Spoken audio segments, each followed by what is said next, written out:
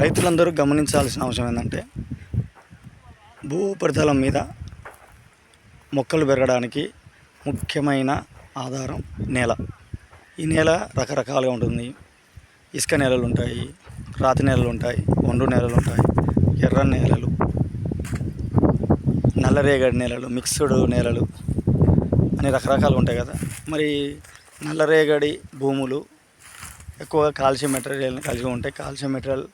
Calcium minerals కలిగి ఉన్న, calcium elements కలిగి ఉన్న రాళ్ళ నుండి ఇవి డికంపోజ్ జరగడం వల్ల ఈ నేలలు అనేవి ఏర్పాటు చేయబడతాయి. అందువల్ల వీటికి ఆకారం ఇట్లా ఈ విధంగా నల్లగా ఉంటుంది. అందుకే నల్ల మన్ను, బంక మన్ను, ఒండ్రు నేలలు అన్నట్టుగా చెప్తుంటారు. దీన్ని అక్యుక్లూడ్ అంటాము. పొరాసిటీ అనేది ఎక్కువగా ఉంటుంది, పర్మబిలిటీ అనేది చాలా తక్కువగా ఉంటుంది. అయితే ఈ ఏరియాలో వీళ్ళు ఒక బోర్ వేసుకున్నారు.